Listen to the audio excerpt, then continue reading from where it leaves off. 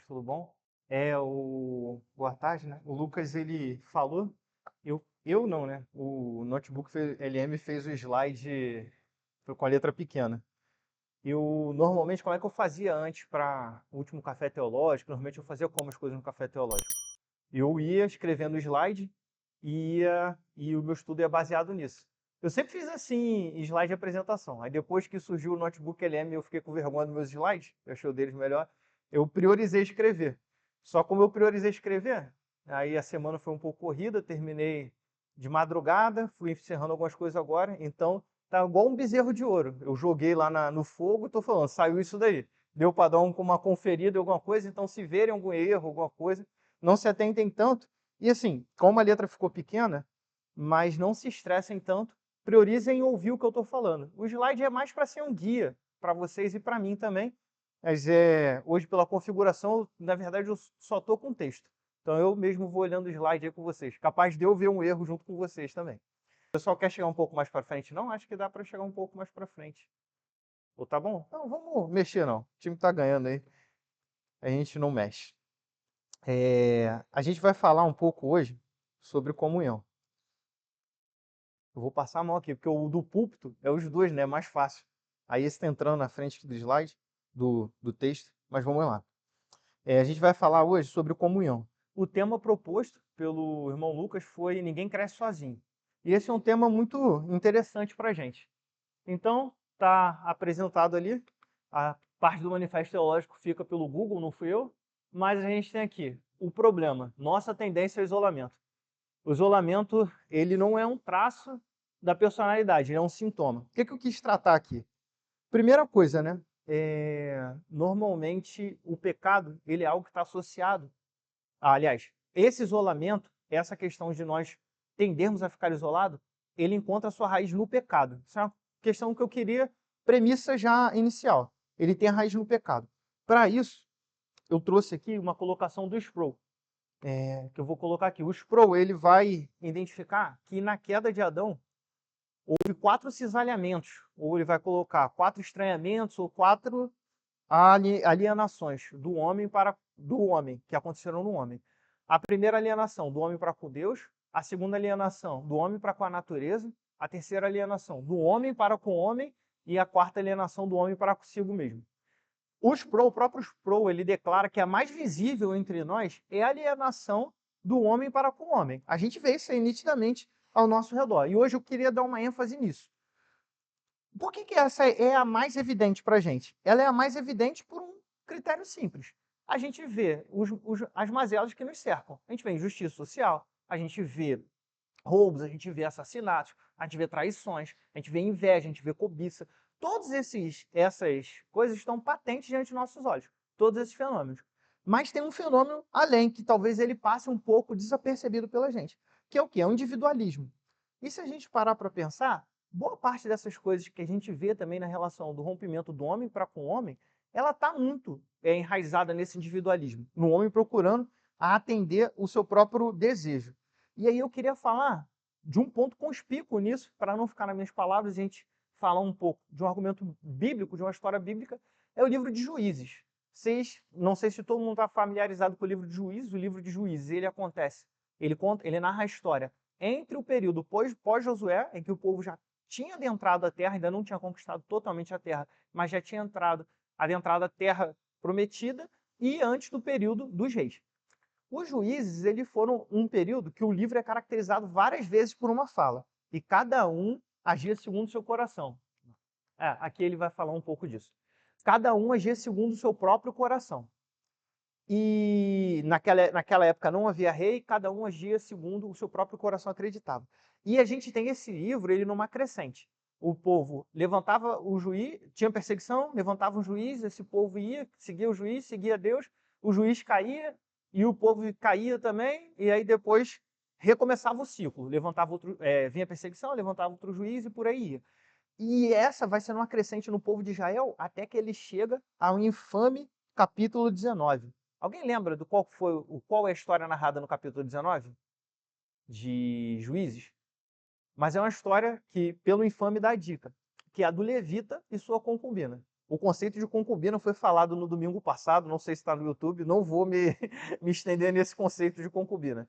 Mas a história de um levita e sua concubina, que ele procura abrigo em uma casa, e o povo daquela casa decide violentar ele, o dono daquela casa entrega a esposa dele, violenta a esposa dele durante toda a madrugada, e no outro dia ele recolhe o corpo da esposa dele, esquarteja e manda para todas as tribos de Israel.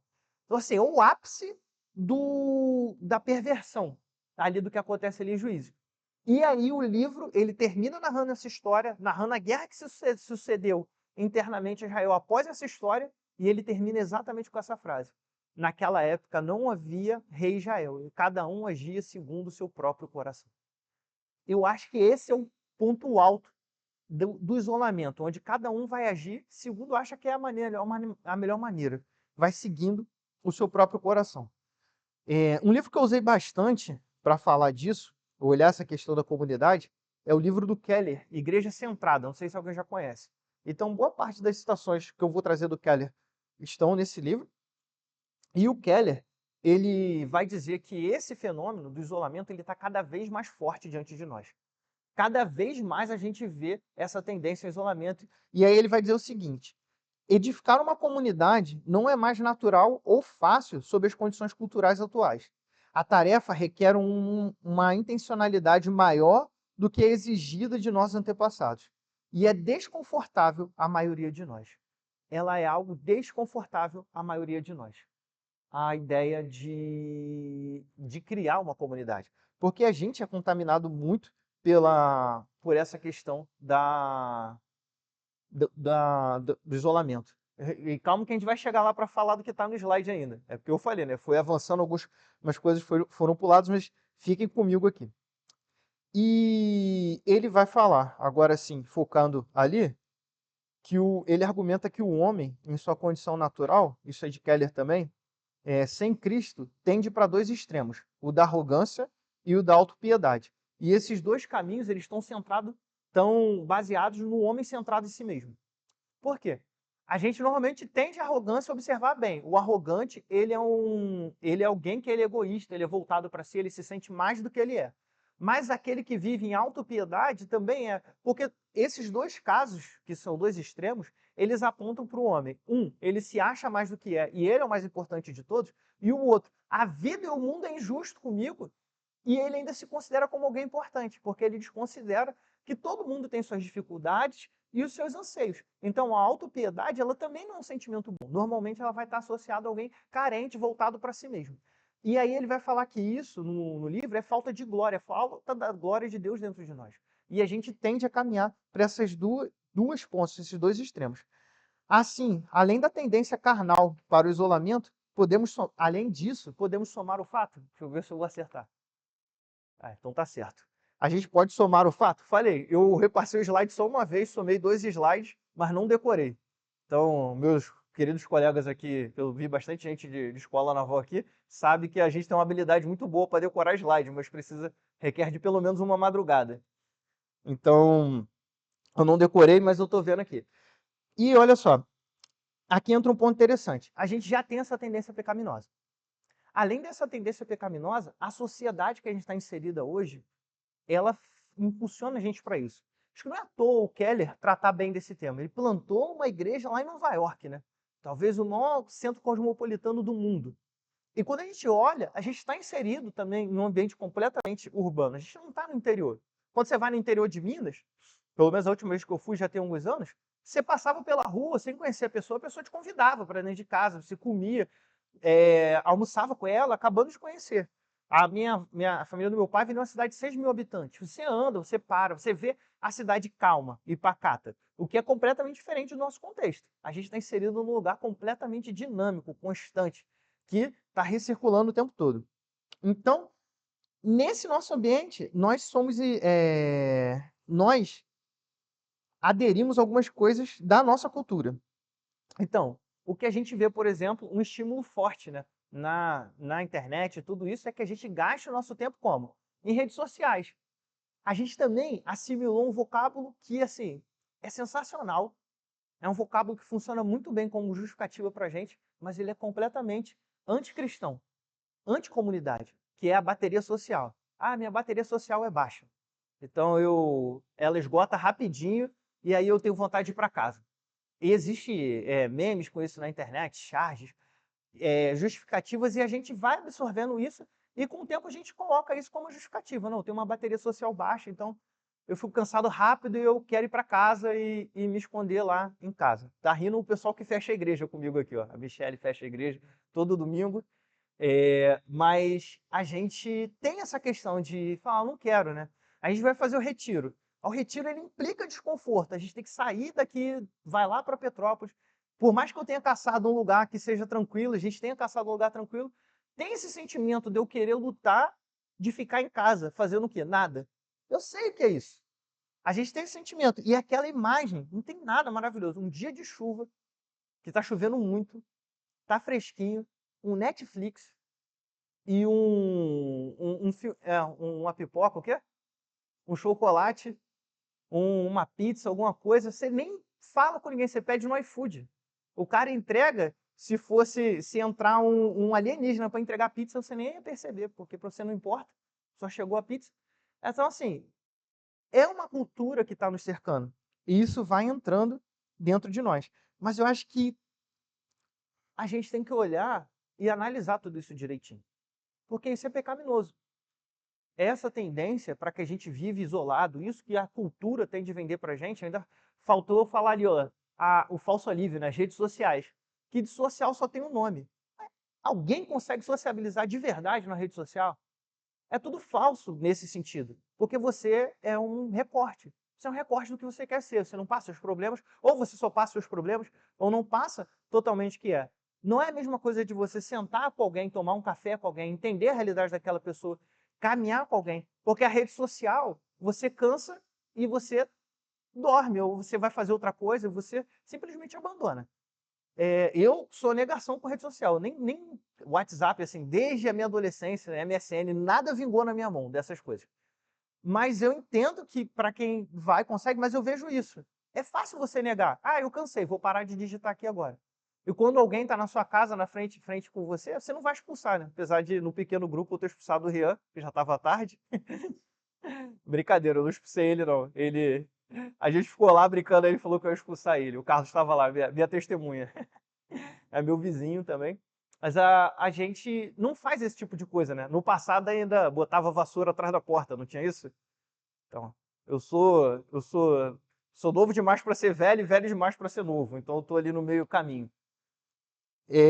Nós temos tínhamos essas questões, mas hoje a gente tem isso. Então a rede social ela não cumpre esse papel também. E aí a gente vê a lente do evangelho. Esse vocabulário ele tem um distanciamento intencional e é um sintoma da queda. A gente falar que eu tenho uma bateria social baixa, que é algo é algo psicológico meu, é algo que a gente não quer se abrir para se envolver. Então, assim, eu já tive gente que veio machucada de outras igrejas, ficou um tempo isolado aqui, e me procurou depois e falou, cara, eu estava escondido porque eu me machuquei, mas agora eu acho que eu estou bem e eu quero servir a igreja, eu quero me envolver mais. Porque essas pessoas, mesmo que passam por isso, e não é raro, elas entenderam, elas foram tratadas, mas elas entenderam, ela não fica naquilo para sempre. Eu não estou falando que todo dia você vai estar bem, todo dia você tem que se envolver, todo dia que tem que ter alguém na sua casa, mas a gente tem que analisar e ver que isso não é o padrão, isso é uma parte, isso é um evento, isso é fruto do pecado na nossa vida. A gente tem que procurar edificar uma comunidade, ó, que é o que eu li, né? Ele exige uma intencionalidade, que é desconfortável. É um esforço nosso, não é natural. Edificar essa comunidade, ela vai exigir um esforço nosso. E esse é um ponto interessante. Existem esses jargões, essas coisas que usamos para justificar, mas no fim, tudo isso é um engodo para nos enganar e nos atrair para um estado de atrofia espiritual. Quando a gente fala isso, a gente estagna a nossa vida. E a gente vai ver mais para frente com isso. Mas um spoiler, né, um adianto, quando a gente faz da igreja um lugar onde eu só vou ouvir a pregação, eu não diferencio ela do YouTube, ou de um centro de conferência, ou de acampamento de algum coach da vida, a gente tira essa diferença dela, porque ela só serve para isso. A gente trata a igreja como um fim utilitário. Então, mas a gente vai falar disso mais para frente. Se eu não me empolgar e ir por outros caminhos aqui. Espero que não. Estamos seguindo aqui. Vamos lá. E qual a resposta ao pecado, a esse pecado? Contra o isolamento moderno. O próprio evangelho é a nossa arma. Essa é a frase de Keller. O evangelho é a nossa arma para vencer o pecado. E aí, beleza. Agora eu falei disso. A gente já viu que esse isolamento ele é fruto do pecado. Mas pode surgir a pergunta: por que que a vida em comunhão é o padrão da vida do crente? É uma pergunta legítima. Eu estou aqui para defender que nós precisamos viver uma vida comunitária. Então, nós temos que perguntar, mas da onde você tirou isso? Por que você fala que é isso? E aí eu acho que essa é uma das doutrinas mais sensacionais e assim, revolucionárias com a qual eu esbarrei, que é a doutrina da pericorese, que a pericorese fala da Trindade. Eu não escrevi aqui, não está escrito aqui, mas eu lembro da aula que eu encarei essa verdade. Ela fala do relacionamento interno da Trindade. Mas eu já vou adiantar.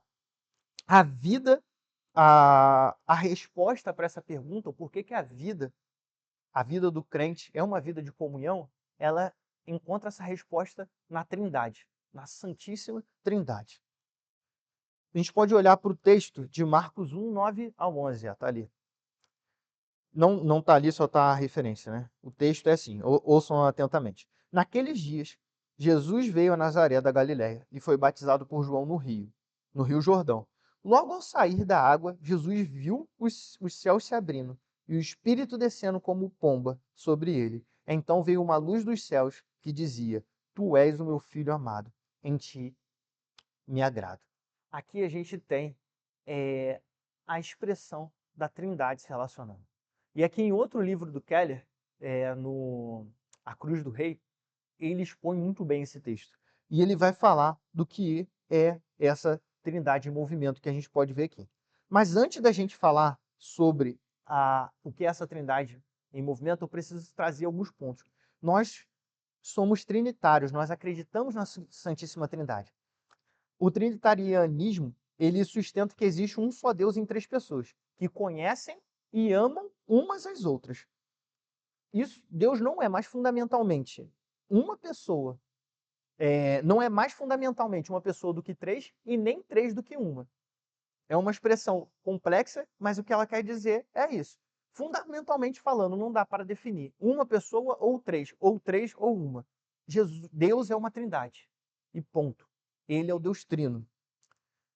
E quando a gente fala que crê num Deus trino, a gente não crê num triteísmo, em três deuses, nem tampouco a gente acredita num unipersonalismo, mais conhecido também como modalismo ou sabelianismo, que são doutrinas que defendiam que era Deus se manifestando de três formas diferentes. Deus uma vez se manifestava de um jeito, como Pai, Deus se manifestava como Filho, e Deus se manifesta como Espírito. Não é isso que a gente está falando. Ele é o Deus Trino, são três pessoas em um, e ponto. Não tem como definir isso. Não é multifuncional, não é gelo, já vi todos esses tipos de comparação. Como é que ao que eu comparo o Deus Trino? Ao Deus Trino, porque ele é um único. Não existe uma comparação para isso. E quando a gente olha para a Trindade, nós podemos ver que a Trindade vive em perfeito amor e plena comunhão, desde a eternidade e para todo sempre. Deixa eu ver se aqui é no próximo.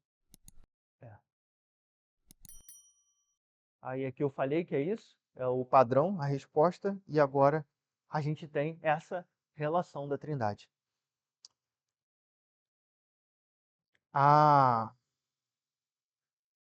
O Keller, ele comentando sobre isso, na verdade ele está citando Plantinga. Ele vai dizer o seguinte: a Bíblia. Saiu os dois? Eu acho que é o meu notebook, cara. Dá uma olhada aí.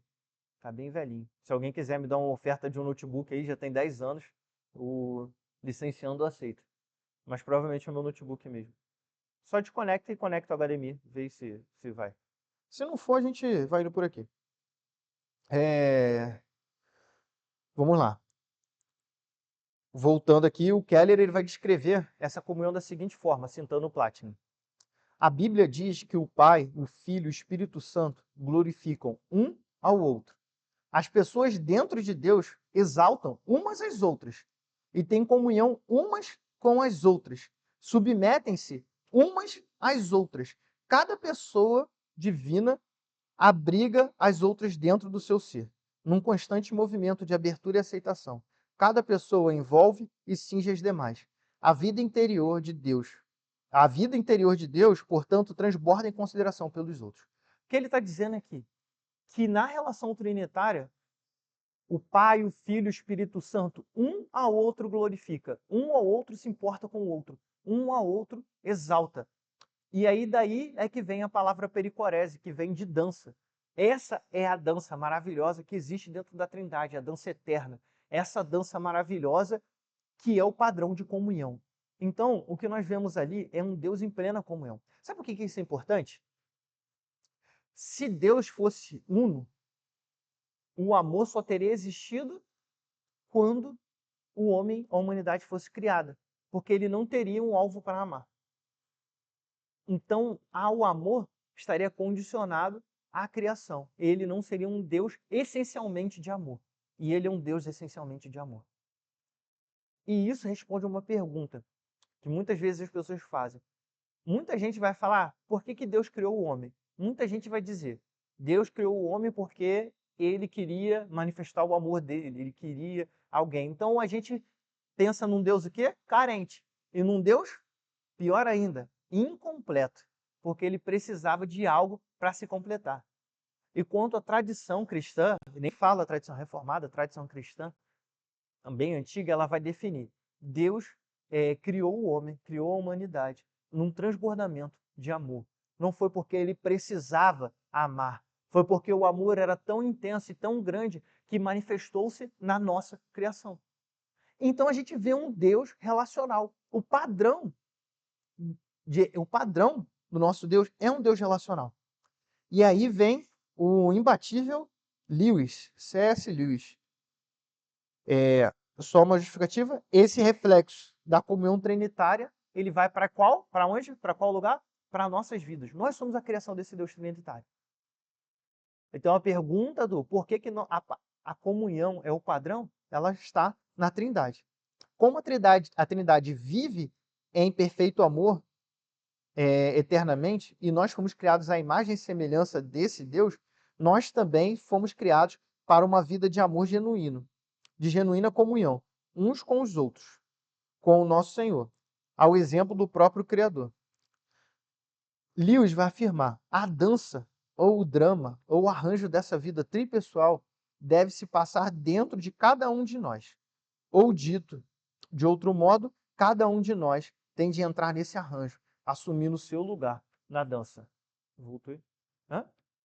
Não, tá tranquilo. O diretor tá comigo aí. Obrigado. Essa dança, a dança ou drama deve se passar dentro de nós. Isso é o que o Lewis coloca. Se nós fomos criados por um Deus trino, que vive em plena comunhão, em perfeito amor, como deve ser a nossa vida? Hein? Deve se manifestar dessa mesma forma. Devemos viver em plena comunhão. E aí o Keller ele continua comentando, né? Uma vida centrada em si mesmo é travada, sem movimento real. A pessoa quer ser o centro em torno do qual tudo gira. Ela até pode ajudar a ter amigos ou amar alguém, mas somente enquanto isso não ameaçar os seus próprios interesses. Eu acho que tem uma imagem disso, é isso aqui. Ela pode até ter amigos ou amar alguém, mas somente enquanto isso não ameaçar os seus próprios interesses.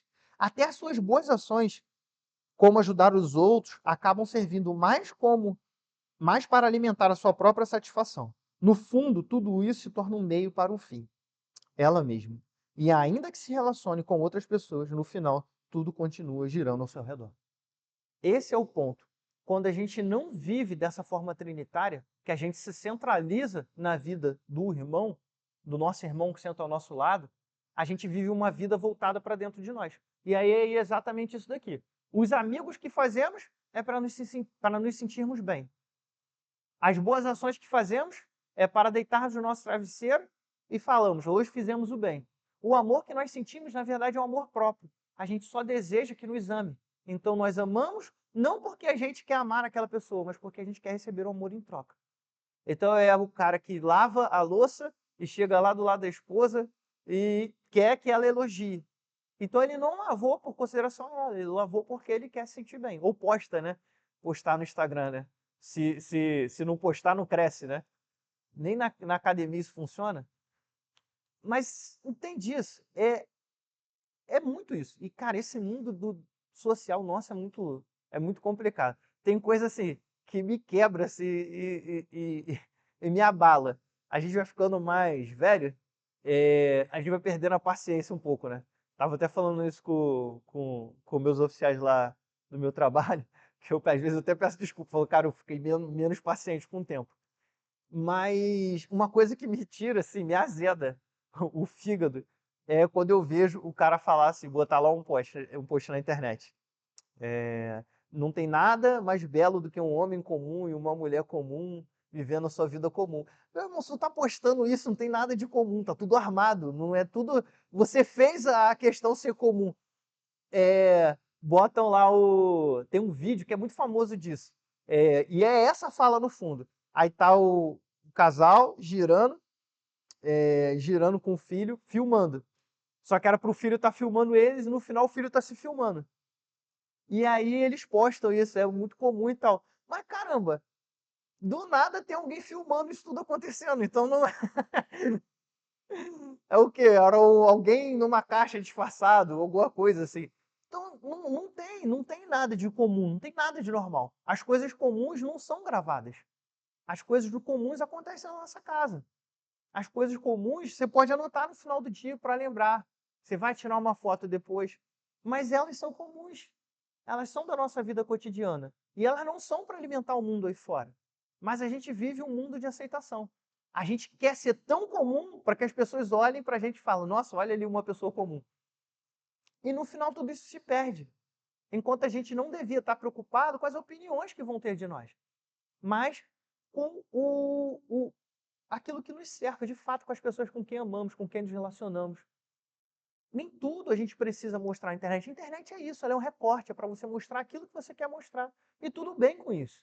Também não criminalizo a internet e as redes sociais. Elas têm o papel delas. Mas elas não definem quem somos. E elas não podem ser um meio para que a gente alcance aquilo que a gente não é. Entende? Então, o que a gente pode, olhando assim, isso, a gente tem que entender que aquelas setas que a gente volta para a gente não pode ser assim. Elas têm que ser para fora mesmo. Se eu for fazer o bem, a boa ação, o resultado da boa ação é a boa ação. Se você vai ajudar um morador de rua, o resultado não é que daqui a 10 anos você vai encontrar ele vai falar, nossa, se você não tivesse me ajudado daquela vez, nada ia ter mudado, não. E nem que aquilo vai mudar a vida dele. A boa ação é a refeição, aquela é a boa ação. E ponto, acabou ali. O amor que você entrega a alguém não tem recíproca. Isso é algo curioso. O seu melhor amigo, você não é o melhor amigo do seu melhor amigo, provavelmente. A gente sempre quer ter um melhor amigo e quer obrigar o cara a que eu seja o melhor amigo dele. Não necessariamente é isso. As pessoas têm outros relacionamentos.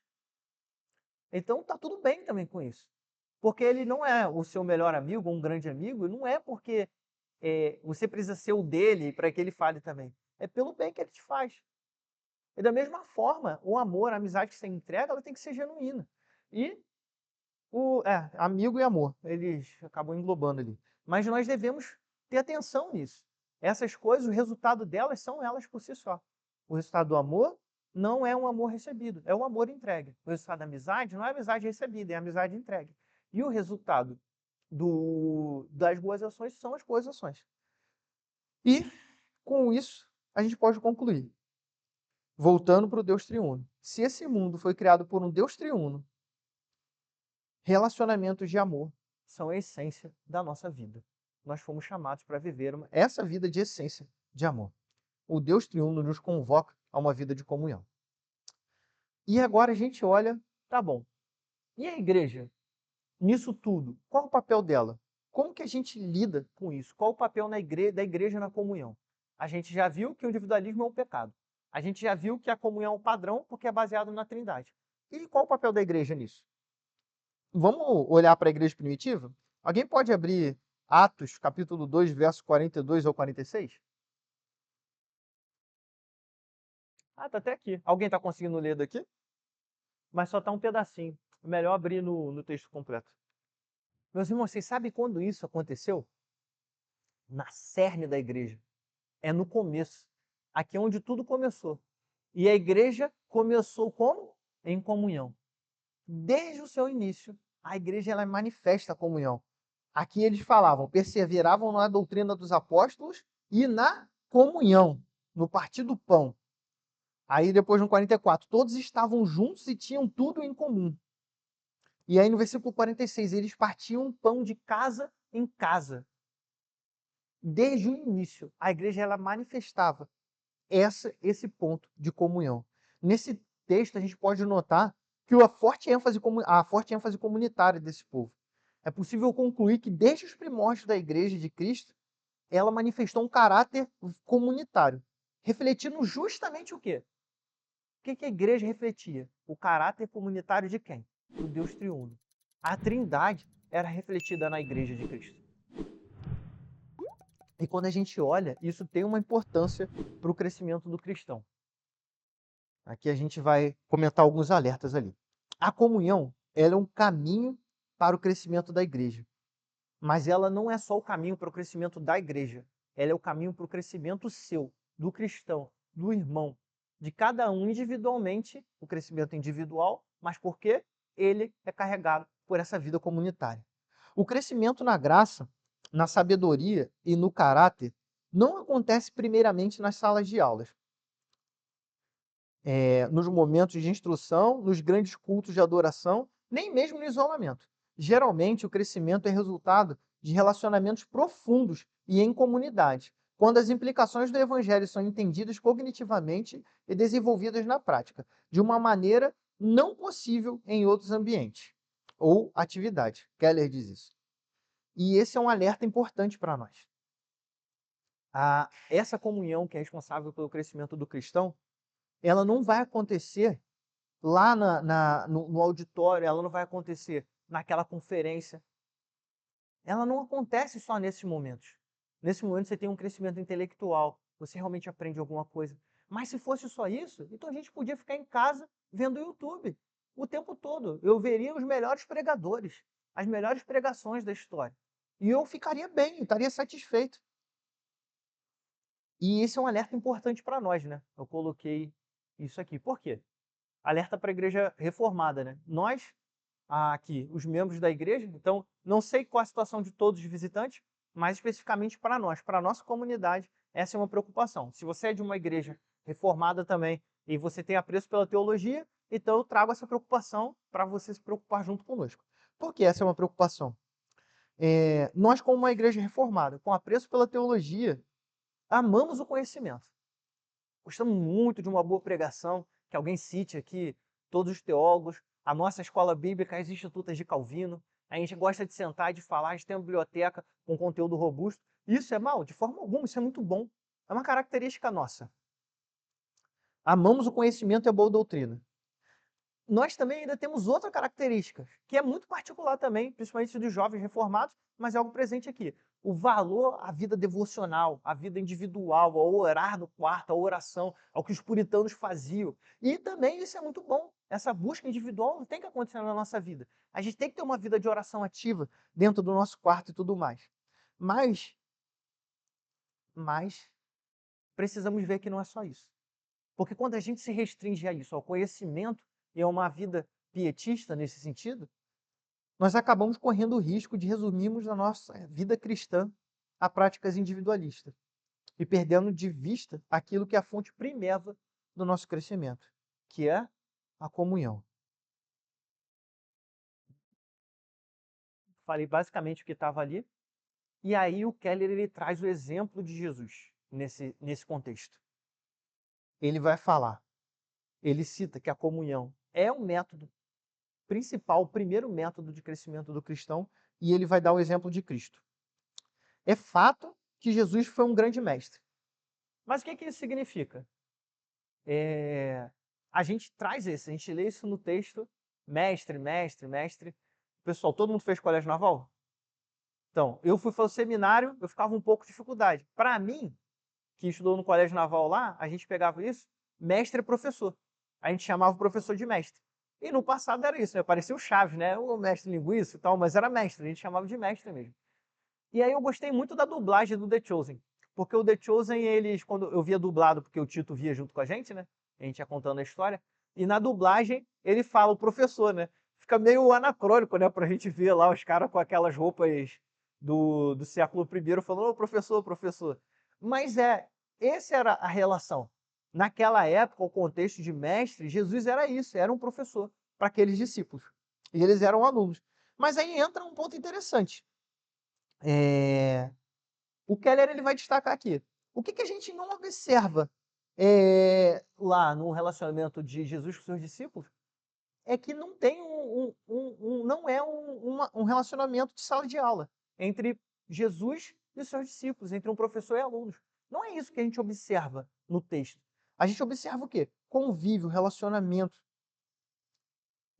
Que a gente vê ali é que Jesus criou uma comunidade de aprendizado e prática, em que havia muito tempo para exercitar a verdade, em debates, em diálogos e aplicações. Esse exemplo ele mostra que aprendemos melhor e aplicamos o aprendizado melhor em grupos pequenos e entre amigos, e não apenas em ambientes acadêmicos. Quando eu cheguei aqui, a igreja devia ter uns 60 membros, o pastor já estava aqui há uns 2 anos, e eu lembro disso, assim. A gente acabava o culto, a gente descia e ia falar da mensagem. Mais recentemente, eu tenho visto que, como EBD é aquele objetivo de ser 20 minutos, né? A gente percebe claramente, e não estou nem me colocando acima, porque nem toda semana eu consegui ler também os capítulos. Mas a gente percebe claramente, quem lê, o que acontece no final do EBD, quando quem ministrou a aula acaba. Todo mundo vem sentar aqui, pô, mas aquela parte lá, o que tu achou e tal? A gente não fica perguntando muito pelo dinamismo ali de acompanhar, mas a gente senta e conversa.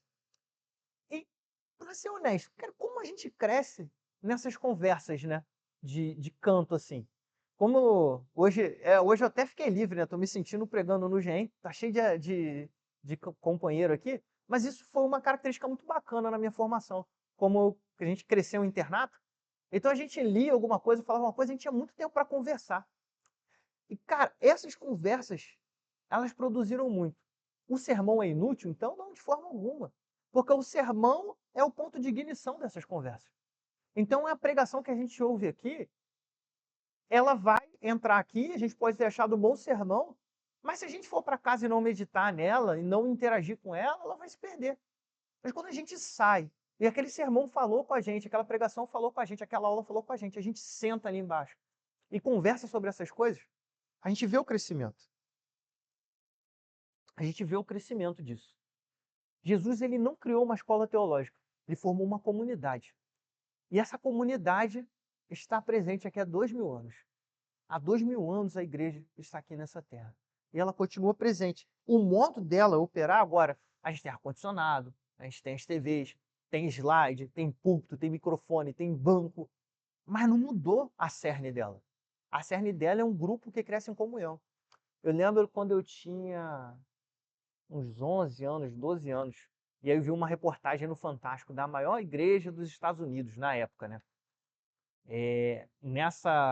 Essa igreja se reunia no estádio de futebol americano. E aí perguntaram para o pastor qual era o segredo dele, assim, para a igreja ter crescido tanto, né? O que ele achava? Ele falou simples, na lata. É que aqui a gente não fala de pecado. Pecado as pessoas ficam meio chateadas e tal. É uma mensagem muito negativa. Então, a gente traz isso. Não tem comunidade, não tem relacionamento. Não tem como se desenvolver isso. Igrejas que ficam muito grandes, elas têm que correr atrás. Igrejas com 1.000, 10.000, 2.000 membros, 5.000 membros, elas têm que correr atrás de coisas que gerem comunhão. Dá para ter uma igreja assim? Dá, mas dá trabalho, porque você tem que gerar comunhão entre os irmãos. Sabe por quê? Senão vira um centro de palestras. vira um lugar para você só assistir uma palestra e crescer em conhecimento ou se sentir bem. E se não, nós como igreja presbiteriana do Bairro Imperial de São Cristóvão, se nós como igrejas do Rio de Janeiro, se nós não nos atentarmos para isso, a nossa igreja corre o risco de se tornar isso. Se a gente não der atenção para esse ponto da comunidade, a nossa igreja especificamente, agora eu falo da nossa, ela corre risco disso. Porque a gente já viu pessoas entrando e passando e saindo por aqui, porque gosta de ouvir a pregação do Reverendo Joel, uma pregação robusta de teologia, conhecimento. Os presbíteros, tirando eu, todos eles pregam muito bem. Aí, brincadeiras à parte, a gente vê os presbíteros aqui, acho que na igreja todos os presbíteros têm alguma formação teológica, ou pelo menos um estudo pessoal. Então a gente tem uma igreja que tem um púlpito saudável, tem uma boa pregação, uma boa música, boas características de culto, como a gente pensa. Se nós investimos somente nisso, a gente vira uma igreja que é um centro de consumo. Uma igreja onde as pessoas vêm, entram, consomem e vão embora. E essa é um perigo que vai sempre nos rodear pela opção de igreja que nós escolhemos. Nós não corremos outros riscos. Nós não temos o risco do misticismo, não temos o risco de, talvez, de aproveitadores, mas a gente vai ter que aprender a conviver com esse risco de sempre ser um centro de consumo. E a gente tem que lidar com isso. E a gente luta com isso como? Por meio de comunhão. Portanto, podemos concluir só coloca essa dinâmica, né? Ó, centro de conferência e consumo, a dinâmica, auditório, foco no palco, ação principal, ouvir boas palestras, absorver conhecimento cognitivo, relacionamento, indivíduos isolados consumindo o conteúdo religioso simultaneamente, cada um no seu cantinho, ouvindo, acabou para casa, tá tudo bem. Um grupo de apoio estéreo, morre aí. Não tem comunhão, não tem apoio, não tem socorro, não tem conversa, não tem repreensão de pecados, não tem conselho mútuo. Uma sociedade alternativa e prática, mesa, foco uns nos outros, exercitar a verdade em diálogos, debates, aplicações diárias, conversar sobre teologia, conversar sobre quem é Deus. Essa interdependência e relacionamento é de realmente você ver que você depende do seu irmão, nós dependemos uns dos outros nesse sentido. Um ambiente primário de transformação humana. Concluindo essa parte da igreja, o seu papel como um lugar de comunidade, a gente pode concluir o seguinte: a comunidade cristã é mais do que apenas um grupo de apoio. É uma sociedade alternativa. É por intermédio dessa sociedade humana alternativa que Deus nos transforma em quem nós somos. Sem uma vida de comunidade, a gente não é transformado. A gente não é moldado, a gente não é trabalhado. A gente continua igualzinho. E a gente vai ver um pouquinho disso daí. Como nós praticamos essa comunhão? Seria a próxima pergunta. Nós já falamos que o isolamento é fruto do pecado, a comunhão é o padrão da Trindade, a comunhão começa na igreja, mas e aí? Como eu faço isso? O nosso caráter, ele é moldado em grande parte por nossa comunidade social. A mais importante, pela nossa comunidade social mais importante, com mais relevância na nossa vida, né? Seja trabalho, faculdade, escola ou igreja. As pessoas com quem comemos, brincamos, conversamos, estudamos e de quem buscamos conselhos. Se a comunidade principal é o seu trabalho, e o seu trabalho é composto de ímpios, não é de surpreender que a sua fala vai ser bem secular. Se a sua comunidade principal é a faculdade ou a escola, e lá é o principal lugar para você, e você é cercado por ímpios, você vai ser contaminado e a sua fala vai ser uma fala ímpia. Se a sua comunidade principal é a Igreja de Cristo, você vai ser contaminado por ela num bom sentido e você vai apresentar isso. O crescimento é resultado de relacionamentos profundos e em comunidade. Vamos lá. Na Bíblia existe mais de 100, ele colocou mandamentos aqui, mas 100, eu vou botar colocações, mais de 100 colocações no Novo Testamento de a expressão uns aos outros. Vocês sabiam disso? Mais de 100 vezes uns aos outros vai aparecer no Novo Testamento. Basicamente relacionado uns aos outros mesmo. Eu acho que é importante. Se aparece tantas vezes, né? E aqui, ele botou um aramaico ali em cima, mas os outros são todos aqui que está no livro do Keller. E eu vou citando aqui. Ele vai falar que a gente deve honrar uns aos outros. Está lá em Romanos 12, 10. Nós devemos aceitar uns aos outros. Está lá em Romanos 15, 7. Suportar. Efésios, também temos em Colossenses, também temos em Gálatas. Perdoar uns aos outros. Nós somos chamados a perdoar uns aos outros. A ouvir e a perdoar. Porque todo mundo aqui comete pecado. E nisso a gente cresce também. Quando a gente perdoa, a gente vai crescendo junto. Quando a gente suporta, a gente caminha junto. Quando a gente aceita, quando a gente honra, a gente caminha junto. No exemplo da Trindade. Nós somos chamados a confessar os nossos pecados uns aos outros. Quando nós confessamos os nossos pecados uns aos outros, nós crescemos também. Nós somos edificados, nós ganhamos força para lutar contra o pecado. Somos chamados a orar uns pelos outros. Quando um está doente, a gente vai lá e ora. Isso tem que fazer parte da nossa vida. E isso vem do convívio. Nós somos chamados também a incentivar, a exortar uns aos outros, a admoestar, a confrontar com o pecado. Isso faz parte também da nossa obrigação como irmãos em Cristo. Se você vê um irmão tropeçando, você tem que chegar lá e falar: meu irmão, o caminho que você está indo é perigoso. Nós somos chamados a aconselhar uns aos outros, a ensinar uns aos outros. Nós também somos convidados a parar de fofoca com relação aos outros, a calúnias ou com falsidade uns com os outros. Devemos carregar os fardos uns dos outros. Às vezes vai estar difícil para o irmão.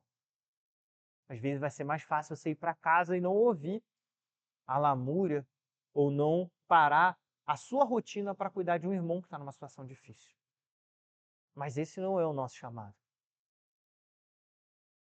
Nós somos, inclusive, como a gente viu lá em Atos 4:32, a dividir os nossos bens. Não estou falando de um socialismo. Estou falando de que eu guardar o meu dinheiro, que eu posso ajudar o meu irmão, ele tem uma esfera de pecado nisso.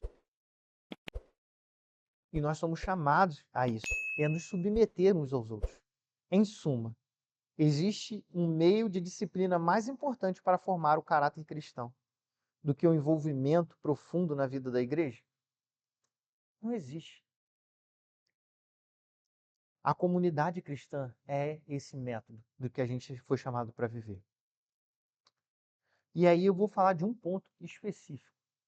Necessidade de prestação de contas dentro de uma comunidade. Isso é muito natural nos Estados Unidos. A gente para ler livros, a gente vê que os norte-americanos, dentro da igreja, eles têm isso com uma forte ênfase. E isso não é tanto enfático aqui no Brasil. E isso, não sendo tão enfático, a gente ganha uma tendência de viver de máscaras. Porque aqui ninguém peca. Ninguém sabe o pecado um do outro, então ninguém peca. A gente esconde quem é. E esse é um problema. Por quê? Porque a gente sabe que todo mundo é pecador. E quando a gente esconde um pecado, e a gente vai escondendo ele várias e várias vezes, a gente esquece e uma hora a gente para de tratar aquilo como pecado. Quando procuramos caminhar sozinho, não temos ninguém para nos alertar sobre os nossos erros. As nossas piores ideias parecem ótimas.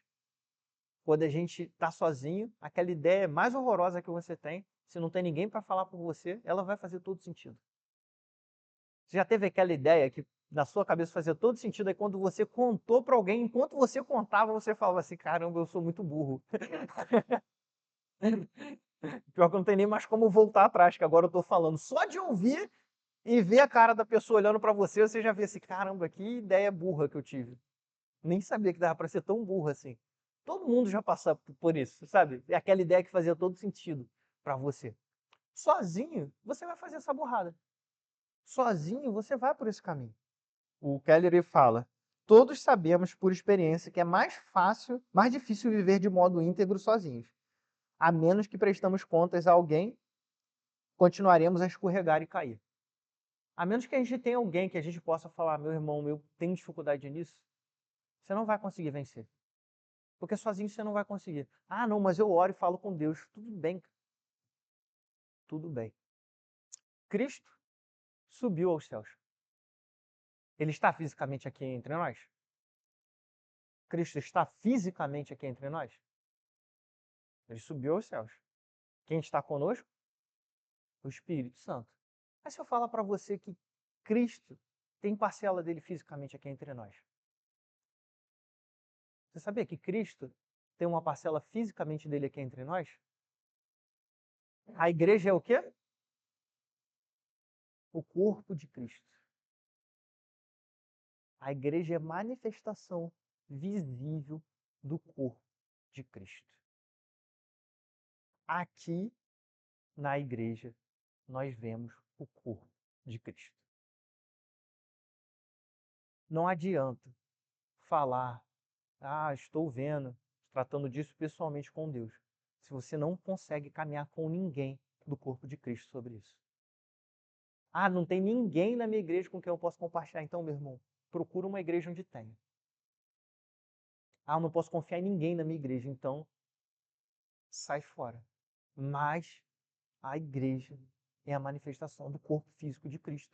E nós fomos chamados a nos relacionar.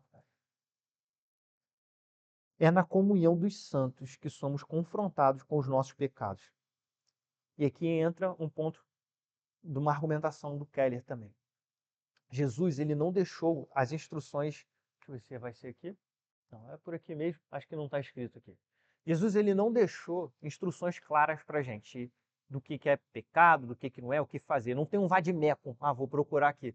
Se o cachorro fez cocô, eu pisei, eu posso xingar o cachorro? Não tem esse alinhamento de ações. Não vai ter isso. Porque Jesus, ele não deixou instruções específicas sobre eventos específicos. Ele deixou princípios para nós sobre uma vida de santidade, sobre o que é viver uma vida de santidade. E esses princípios de uma vida santa, eles são amplos muitas vezes e exigindo um discernimento na sua aplicação. E é exatamente por isso que precisamos da comunidade, porque é no convívio com os irmãos que esses princípios encontram a praxis em nossas vidas. Por quê? Meu irmão, ninguém engana você mais do que você mesmo. É o carro que tu fala assim, não vai passar assim, arranha. Começa aí. Tu vai falar, não, mas eu tô certo nisso aqui. Mas você sabe que tá errado. Não, mas se dobrar a lei assim, você vê o argumento, aí você fala, acidente de carro, nunca tem errado, nunca tem culpado, só tem vítima. Nós tendemos a facilmente enganar a nós mesmos, a criar falsos argumentos. E na comunidade, enquanto a gente está se enganando, chega alguém e fala, meu irmão, vamos ser sinceros, olha o que está acontecendo, isso. E aí você para e você olha, realmente eu estou errado, realmente eu estou em pecado. Se você tem um coração aberto, comunitário, você vai fazer isso. Você pode até não assumir na hora. Quem é casado sabe. Nunca o cônjuge assume na hora que está errado. Mas faz parte. Ele vai lá, reflete e depois ele fala, não, eu realmente... Fala assim, não, tá errado mesmo. Desculpa. Fala no meio da conversa, mas fala. Mas é nesse convívio que a gente é corrigido, que a gente cresce. É por meio da correção, do conselho, da experiência dos outros que começamos a enxergar os nossos pecados, o que sozinho não percebíamos. Porque há pecados como a ganância, o orgulho, a dureza do coração. Eles são sutis para a gente perceber, para serem identificados isoladamente. E é na vida comunitária que eles são expostos, nomeados e combatidos. Alguns pecados passam desapercebidos por nós. Se alguém não chegar e falar, meu irmão, acho que você foi arrogante ali naquela conversa. E você vai parar para pensar e você olha, caramba, realmente eu fui arrogante. Eu não tinha percebido isso na hora. Se a gente está sozinho, a gente é só um maluco por aí gritando, achando que está certo. E aí, é por isso que tantas igrejas são fundadas. É por isso que tem tanta gente no Instagram especialista. Tem um certo cidadão lá da região dos lagos que ele fala que ele é o maior canal de sensacionismo na internet. É o maior pioneiro do sensacionismo na internet. E você não vê piedade nenhuma no cara. É só um doido gritando que não ouve ninguém. Ninguém que fala com ele está certo. Ele falou que todos os seminários são ruins. Só a formação teológica dele por ele mesmo é bom. O curso que ele dá de sensacionismo. E tu fala assim, vai pensar, cara, não sei nem como falar. É uma pessoa sem amigos. É uma pessoa que não tem ninguém para chegar e falar, cara, você está indo por um caminho ruim. Anualmente, a gente tem uma reunião aqui no conselho que o pastor senta com a gente, com os presbíteros, e fala assim, irmãos, eu quero que vocês falem para mim o que vocês viram em mim que não está bom e que eu preciso melhorar. Todo ano a gente passa por isso com o nosso pastor. Todo ano ele pergunta, irmãos, eu preciso que vocês me falem o que eu estou indo, o que eu errei e o que eu preciso melhorar. Essa é a nossa postura. A gente tende a errar. A gente tende a tropeçar. Quem nunca teve uma opinião confrontada por um irmão, isso. E aí então percebeu que estava no caminho perigoso. Quem nunca passou por isso? E isso é maravilhoso demais. Porque terrível coisa é cair no caminho perigoso. O povo de Deus vive em laços de amor para uma mútua prestação de contas e disciplina. Nós somos o povo de Deus, nós temos que viver assim. Meus irmãos, eu juro que eu estou acabando. E agora a gente vai falar de um outro ponto, comunhão e missão. Para Keller, a comunhão é uma das principais maneiras de fazer missão. É aqui que ele vai falar. Muita gente ela vai achar que a comunhão ela é algo voltado para dentro da igreja e ela não tem relação nenhuma com a missão. Ela não tem nenhuma relação com evangelizar, com pregar, com nada. E o Keller ele vai demonstrar que não, pelo contrário. E ele vai demonstrar porque ele vai indicar na Bíblia. A missão, o segredo de uma missão eficaz, ó, premissa falsa. A missão depende. A gente vai falar disso aqui. Peraí. Voltando. A missão, a comunhão, ela. Calma, me perdi agora. Aqui. O segredo de uma missão eficaz e frutífera no mundo é a qualidade da comunidade. E aqui entra um ponto interessante. É a qualidade do quê? Da comunidade, não a qualidade individual. E aí a gente entra numa premissa falsa aqui. A premissa falsa é que a missão depende de crentes perfeitos e heróicos agindo individualmente. Ele vai falar que a veracidade do cristianismo não pode ser fundamentada no caráter ilibável dos membros do cristianismo. Por quê? Pensa comigo. Existem mesmo pessoas nas outras religiões que também têm um caráter ilibado. Existem heróis nas outras religiões. Existem pessoas que foram extremamente piedosas dentro do contexto delas e até quando a gente olha pelo nosso próprio contexto. Então, se a gente fosse basear no caráter individual dessas pessoas para definir o cristianismo, nós entraríamos numa espiral perigosa porque teríamos que defender muitas outras religiões. Então, o que ele vai trazer aqui é que o que vai definir o caráter da comunidade, a eficácia da nossa missão, da igreja, de tudo isso, é a qualidade da comunidade. A missão ela depende da harmonia excepcional e inegociável de cristãos imperfeitos. É a característica da comunidade. Ele afasta a ideia de que o que aprova é o caráter excepcional, e ele coloca que o que nos diferencia do restante do mundo é a qualidade da nossa comunidade. A gente sabe que é pecador, a gente sabe que é imperfeito, então não pode ser a nossa moral. Mas a qualidade da comunidade faz toda a diferença. Pois é na Igreja de Cristo que vemos uma comunidade composta por inúmeros indivíduos imperfeitos, com seus inúmeros defeitos, vivendo em uma harmonia que não pode ser reproduzida por nada e por ninguém nessa terra. A harmonia que a gente vê dentro da igreja, ela é peculiar. Pessoas de diferentes status sociais, pessoas de diferentes origens, vivendo uma comunhão. Quer dizer que a igreja não tem fofoca? Quer dizer que a igreja não tem briga e não tem essas coisas? Ela tem esses problemas. Eventualmente isso vai acontecer. Mas na mesma medida que ela tem brigas, confusões, fofocas, ela tem arrependimento, ela tem consolo, ela tem apoio, ela tem oração, ela tem perdão, ela tem desdobramentos. Ela vê uma igreja se desdobrando para ajudar um irmão numa necessidade. É justamente por isso que Jesus ele vai falar o seguinte: nisto os conhecerão. Lá em João, capítulo 13, verso 34 e 35, diz: Eu lhes dou um novo mandamento, que vocês amem uns aos outros, assim como eu os amei. Que também vocês amem uns aos outros. Nisto, todos conhecerão que vocês são os meus discípulos, se tiverem amor uns com os outros. E aí, lá em João 17, 21, ele ainda vai dizer, a fim de que todos sejam um.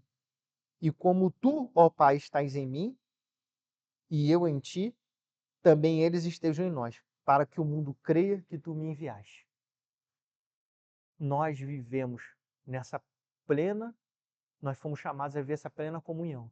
E essa comunhão, ela manifesta o evangelho nessa terra. Essa comunhão manifesta aquilo que pregamos, essa comunhão, ela vai para fora, ela manifesta isso nessa terra. Então, antes da gente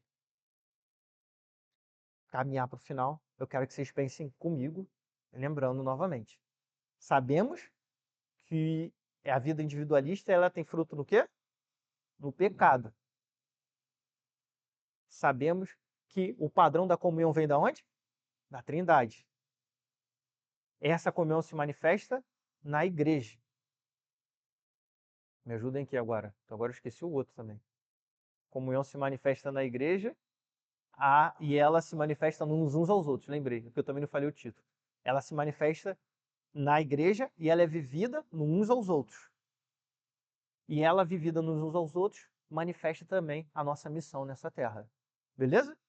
Alguém que acha que é lorota, esse negócio de comunhão, a gente não deve estar preocupado com isso? Todo mundo está convencido. Ponto pacífico, né? A comunhão, ela é importante. Ela é importante na nossa igreja, ela é importante nos nossos irmãos.